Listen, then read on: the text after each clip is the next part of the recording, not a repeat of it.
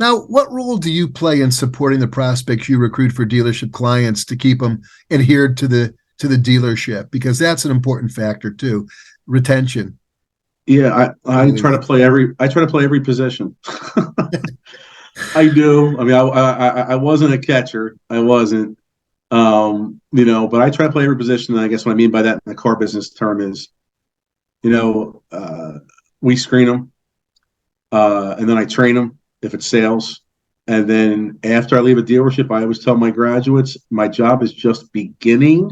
Mm, I'm just a ding, ping, or ring away, phone call, text message, private PM on Facebook. That I'm here for you. I will laugh with you, cry with you, love on you, cuddle on you, but will kick you right in the ass if I have to as well. Sometimes all in the same conversation. When it comes to the remote side, it's harder. Advisors, techs, parts counter, body shop managers, you can get lied to more on the phone. When I'm looking at someone, I use my poker reads and I can catch people on lies. It's harder when you're on the phone and you're not seeing somebody. yeah. So you got to follow up. What's going on? What happened? Is there a real emergency? Can you reschedule? You're following up through that to get people in.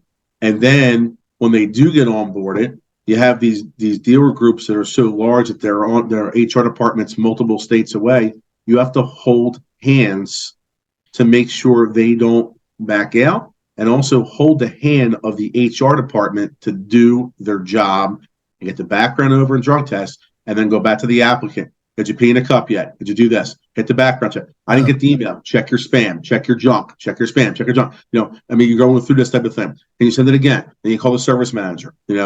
And I'm busy. I know you're busy and you're making money, but do you want people or do you want to keep turning work away and send your book 6 weeks out? Okay, I'll get on top of it. Thank you, man. Right. That's what I thought. That's what you paid me to do. So you got to hold everybody accountable. And that's part of playing every position. I'm mhm. holding dealership managers accountable. I'm holding the applicants accountable. And I sure as hell going to hold every HR department accountable. And a lot of them are doing a poor job out there. And I'm not afraid to say it. Interesting. Well, which positions are the toughest to fill right now? We know that there's a big need for tech. Are there any surprises on that list? Uh, Believe it or not, sometimes parts counter can be tricky Mm, because you get a lot of people that apply that if you want an experienced counter person, you got to find them and dig. A lot of people that apply, but they're not, well, my license is suspended. You're out. Well, I committed murder. Okay. Sorry to hear that, but you're out. I mean, I've interviewed murderers like face to face, Kelly, like in person. I've sat across murderers. I've sat across people that have committed sex crimes, touching, like inappropriate minors. I mean, it's hard stuff where, I have to restrain myself from reaching over the desk, type of thing. hmm But I mean, I go through that. So that can be tricky at times. Parts counter technicians, body shop techs aren't easy. You have to open your wallet.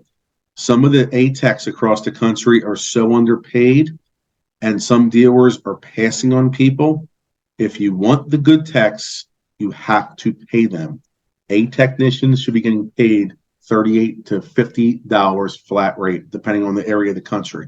If you're paying your top A techs 26 or 28, if you're not a client and I find out, I'm going to find another home for them. I am. So I mean, it's going to happen that way. B Tech should be getting in the low to mid 30s. So I mean, but not every area is like that. But perfect example. I have an area in New York. They reached out to me. They were referred to me from their 20 group in a very very difficult area in New York. He said I need A and B techs. I was familiar with the area. I said it's going to be very difficult. It was we know that, but we heard you were recommended. We heard you're good at this. What do you suggest? I said, open your wallet. If I get somebody, no second interviews, no second interview. Make a decision on the spot, make them an offer. If they say, I want to think about it, you got to learn how to close like we do in sales. And you got to figure out what the objection is. Is it product, price, or person? It's got to be one of the three, always, one of the three P's. And you got to close them down. This dealer listened to me, and they got a master certified OEM tech for their store, same brand, and a very high, like a B plus level tech. He was still a B tech, but he was a high B tech. And they gave him the money, and they're still there. I mean, because they cooperated. If they lowballed, they would have got zero on the program. So I mean, it's stuff like that on it. So, but yeah, that's the tough things.